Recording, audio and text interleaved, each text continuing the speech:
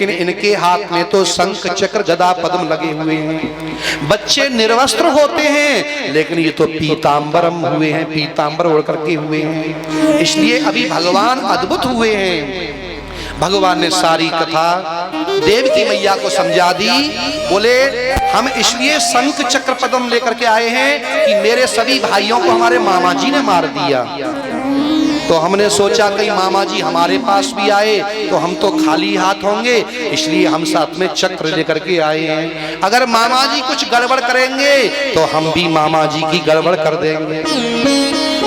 और आप बिल्कुल मत घबराना, मुझे यहाँ से ले जाकर के गोकुल में नंद जसोदा के महल में छोड़े आना और वहां पर जो कन्या है उसको ले आना। जब मामा जी आए तो उस कन्या को दे देना और आगे बिल्कुल मत घबराना। सारी कहानी बता करके भगवान और एक छोटे से बालक रूप में प्रकट हो गए। बोलिए बाल कृष्ण भगवान की जय। सज्जनों, छोटे से बाल रूप में भगवान प्रकट हो गए। इधर तुरंत वसुदेव जी महाराज ने भगवान को जैसे उठाना चाहा तो उनके हाथों की हथकड़ियां, पैरों की बेड़ियां खुल गईं। उनको उठा करके सूप में रखा। जैसे बाहर चलना चाहते हैं तो सारे दरवाजे भी खुलते चले गए।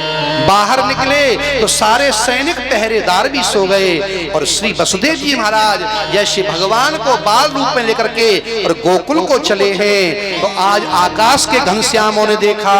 बोले ओहो, हम भी घनश्याम और ये भी घनश्याम, ये कृपा की वर्षा करते हैं, हम पानी की वर्षा करते हैं, तो क्यों ना इनका स्वागत किया जाए। तो कहते मंदम मंदम जलधरा, हल्की हल्की फुहारें बरसने लगी। जैसे आज सवेरे से बरस रही थी ना फुहारें, वो सब भगवान के स्वागत के लिए बरस रही थी।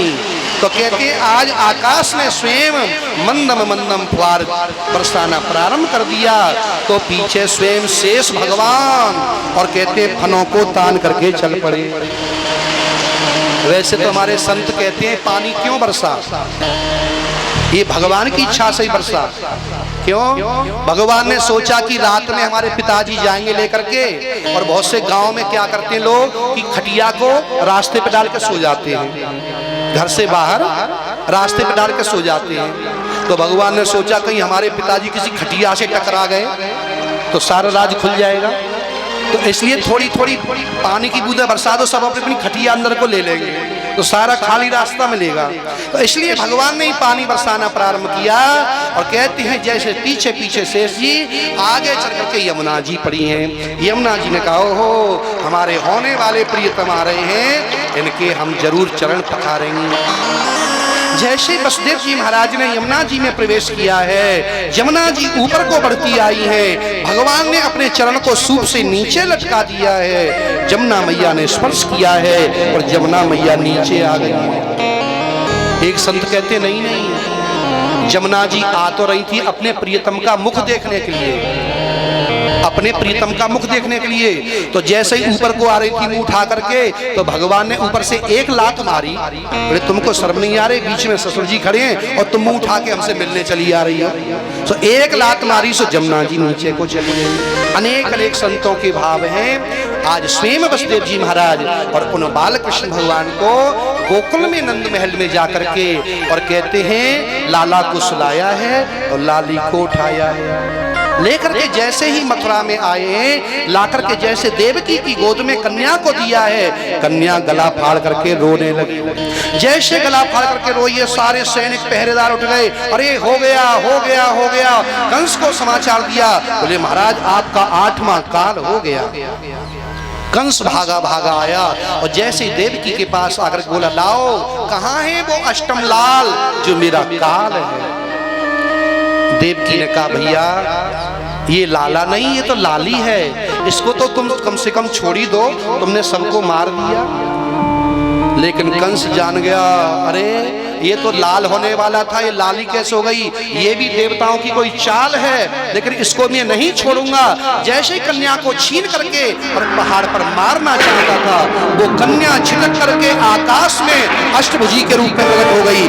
बोलिए दुर्गा मैया की। भद्रकाली के रूप में प्रकट हो गई। और वो कन्या बोली, अरे दुष्ट, तू मुझे क्या मारेगा, तुझे मारने वाला तो कहीं पैदा हो गया। कंस बोला, देवी कहाँ पैदा हुआ है? बोले, सारी जन्म पत्री नहीं बताऊंगी, तेरे आसपास ये ढूंढ लेना। और वही कन्या कहते हैं विंध्याचल पर्वत पर जाकर के और विंध्यवासिनी के रूप में जाकर के वहां पर प्रतिष्ठित हो गई। आज भी आप विंध्याचल पर्वत पर दर्शन करने जाओ तो जो विंध्याचल में जो विंध्यवासिनी माँ है उनका एक चरण टेढ़ा है। जो कंस ने घुमाया था वो आज भी उन विंध्यवासिनी माँ का चरण टेढ़ा है। तो वही विंध्यवासिनी जाकर के और प्रतिष्ठित हो गई। बोलिए विंध्यवासिनी मैया की। इधर सज्जनों, कंस आया, अपनी बहन जी से, अपने बहनोई से बोला, हे बहन जी, हे बहनोई जी, क्षमा कर देना। आज मुझे पता चला है कि देवता भी झूठ बोलते हैं। पहले आकाशवाणी हुई थी, इस देवकी का अष्टम लाल और मेरा काल होगा, और आज ये कन्या कह करके गई है कि तेरा काल कहीं पैदा हो गया। तो दोनों में एक तो कोई झूठ है ना। हे बहन जी, मुझे क्षमा करना। इस प्रकार कहते कंस ने देवकी वसुदेव को कारागार से मुक्त कर दिया। तो ये तो रही मथुरा की लीला। अब आइए 2 मिनट में हम जरा गोकुल की लीला सुन लेते हैं कि नंदस्त्वात्मज उत्पन्ने जाता लादो महामना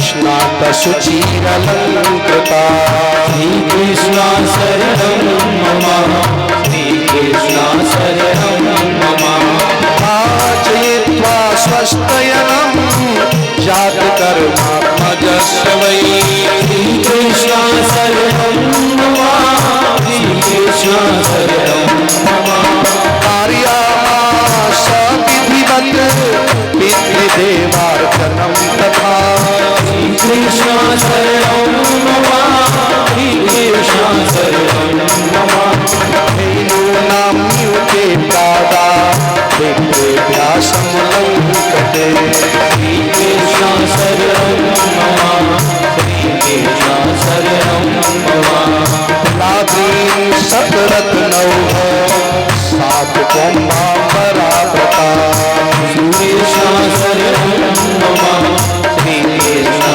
शरणं मम नंदस्त्वात्मज उत्पन्ने जाता लादो महामना श्री कृष्णा शरणं मम कृष्णा शरणं मम आहुति वेदज्ञा शुचिरलंकृता श्री कृष्णा शरणं मम कृष्णा शरणं मम। बोलिए बाल कृष्ण भगवान की। अब सज्जनों, जरा गोकुल में क्या हो रहा है 2 मिनट में हम बोल करके और अपनी वाणी को विराम देंगे। कहते हैं नंद बाबा 90 साल के डोकरा है गए, लेकिन अबई कोई छोकरा तो भयो न आए। एक दिन संतन की ब्राह्मणन की मंडली आई और कहते नंद बाबा ने खूब चकाचक रबड़ी घुटवाई। जैसे संतन की ब्राह्मणन की मंडली आई तो नंद बाबा ने चकाचक 9 लाख गाय हैं तो खूब चकाचक रबड़ी छनवाई। और जैसे ही रबड़ी छनवाई तो जैसे ही नंद बाबा ने प्रणाम कियो तो सभी ब्राह्मण संत बोले, बाबा पुत्रवान भव, पुत्रवान भव। नंद बाबा बोले, कहा कह रहे हो डोकरा के छोकरा? अरे 90 साल को तो है गयो, अभी तो भयो ना है। अच्छा महात्मा बोले, तो कोई अभी छोकरा ना भयो? अरे अभी तो पतो ना है, अभी तो भयो ना, आगो पतो ना। महात्मा बोले, तो ठीक है, जब तक हमारो आशीर्वाद सफल नहीं है जाएगो तब तक हम तेरो घर छोड़बे बारे नहीं है। अरे महाराज क्या करोगे? बोले हम करेंगे भजन और तू करा हमें भोजन, देख तेरे कैसे छोकरा नहीं होगा। अरे महाराज कोई कमी नहीं है, 9 लाख गायें रोज चकाचक रबड़ी छानो, रोज मालपुआ खीर छानो। महाराज जो ब्राह्मणन ने भजन कियो, जो संतन ने गोपाल संतान मंत्र को जप कियो, कि जसोदा मैया को फायदा है गयो, जो जसोदा मैया को फायदा भयो, पूरे ब्रजमंडल में समाचार फैल गयो। आज तो सभी गोपियों ने 84 गज के और लहंगा सिलवा लिए, बोले यही लहंगा चुनरी में बधाई लेकर के जाएंगी। पूरे ब्रज में हल्ला मच गयो। नंद बाबा भागे भागे अपनी बहन सुनंदा के पास गए और सुनंदा से बोले, अरे सुन बहन, तू अब बहुत जल्दी बुआ बनने वाली है। महाराज सुनंदा तो कब से सपनों देख रही, आज तो सुनंदा ने 4 महीना पहले ही और बोरिया बिस्तरा लेकर के नंद बाबा के महल में पहुंच गई और खूब भाग भाग करके नंद महल में जसोदा मैया की सेवा कर रही हैं। क्यों सेवा कर रही हैं? सुनंदा को मालूम है अगर लाला भयो तो गले को 9 लक्का हार तो मिलनो ही मिलनो है, जो भाभी पहन रही है। तो खूब सेवा कर रही हैं। अष्टमी की रात को सब सोए हैं, लेकिन नौमी को सबसे पहले जगी हैं तो सुनंदा जगी हैं। सुनंदा ने देखा कि सारे महलों के दरवाजे खुले पड़े हैं। अरे अभी तो कोई आयो न गयो न, महलों के दरवाजे कैसे खुले पड़े हैं? जैसे जसोदा मैया के महल में झरोका से झांक के देखो तो एक नीलमणि के समान एक बालक खिलौने कर रहा है। जैसे किलोल कर रहा था, इधर सुनंदा बोली, हाय भगवान, कहीं ये छोरी ना भाई, अगर छोरी भाई तो 9 लक्खा नहीं मिलेगा, वो तो छोरी से मिलेगा। तो कहते हैं 21 बार हरि शरणम, हे भगवान कहीं ये लाली ना हो, ये लाला हो। ऐसे जैसे ही जप करके और जो ही सुनंदा बुआ ने महल में अंदर प्रवेश करके देखा और जो लाला का दर्शन किया, सोई चिल्लाए पड़ी, है गयो, है गयो, है गयो। सारे ब्रजवासी भागे भागे आए, कहा भयो, कहा भयो। सो सुनंदा मुआ मुख पे हाथ रख के बोली, कछु ना भयो। ब्रजवासी बोले, कहा भयो? सो मुख पे हाथ रख के बोली, कछु ना भयो। अरे अभी तो चिल्ला रही है गयो, है गयो, और हम पूछ रहे हैं तो कह रही है कछु ना भयो। सुनंदा बोली, ये बताओ कि मेरे भैया कहाँ हैं? सुनंदा ये सोच रही, पहले समाचार नंद बाबा को दूंगी और उनसे पुरस्कार लूंगी।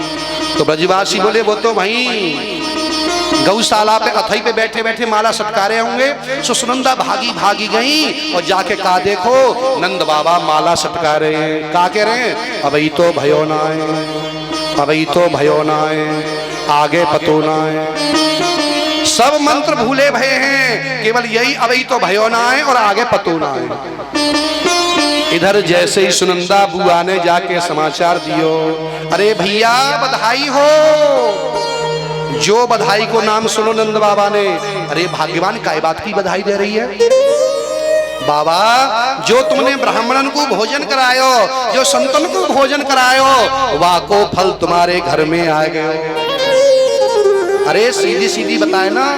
अच्छा बाबा ये तो बताओ कि मेरा पुरस्कार का है। तुरंत नंद बाबा ने बगल से तिजोरी की चाबी निकाली और तुरंत सुनंदा को दी, ले तिजोरी की चाबी, तो कुछ जो चाहिए सो ले ले, लेकिन ये तो बता का भयो है? बोले बाबा तेरे घर में लाला को जन्म भयो है। जो लाला की बात सुनी, आज 90 साल के नंद बाबा और 16 साल के है गए। बोलिए नंद के लाला की।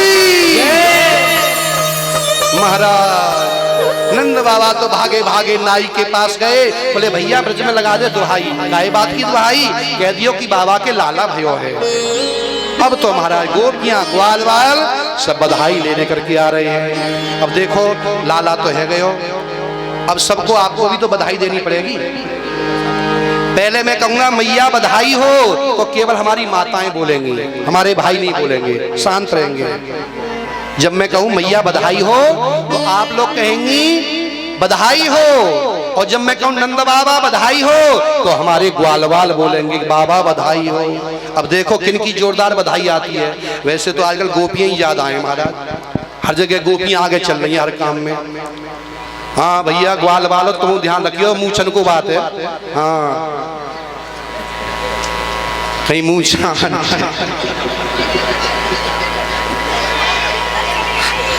तो पहले मैं अपनी माताओं से कहूंगा, मैया बधाई हो, बधाई हो,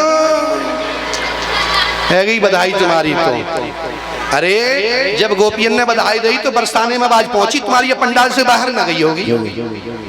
एक मौका और है, मैया बधाई हो। हाँ भैया ग्वाल वालों, अब अपनी देखो मूछन की बात है। हाँ बाबा बधाई हो, बधाई हो। देखो भाई बेईमानी नहीं, माइक पे नहीं, हाँ बिना माइक पे होगी। बाबा बधाई हो। अरे वाह ब्रजवासियों, तुमने तो लाज रख दी। आइए अब सब लोग हमारे सामने से लाला आ रहे हैं। बोलिए नंद के लाला की जय हो।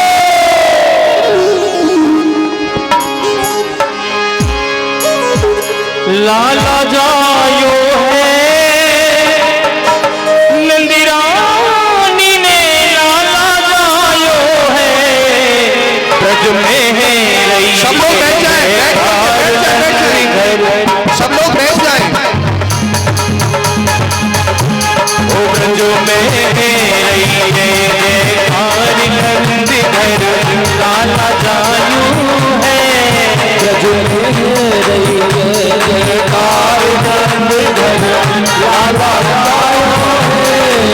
लाला जायो है नंदी रानी ने, लाला जायो है।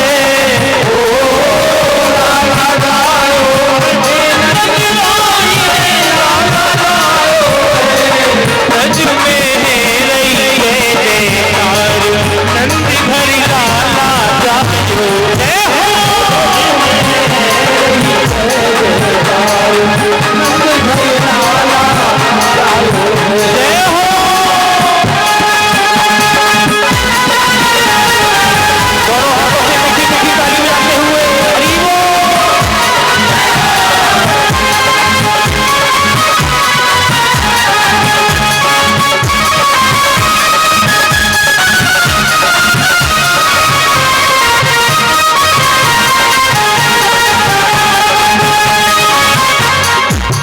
देखो भाई ऐसे नहीं, कोई माइकी लेके भाग गया।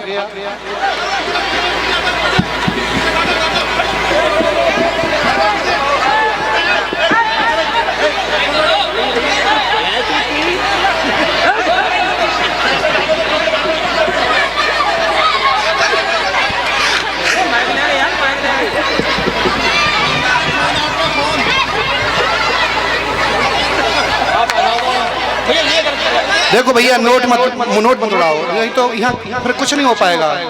हाँ आप लोग बैठ जाइए, ज्यादा नहीं 5 मिनट के लिए बैठ जाइए। आप बधाई का आनंद लेना चाहते हैं, जो माताएं नृत्य करें वो केवल आगे आ जाएं, बाकी सब बैठ करके ही बधाई का आनंद लेंगे। सबको बधाई मिलेगी, आराम से बैठ जाइए।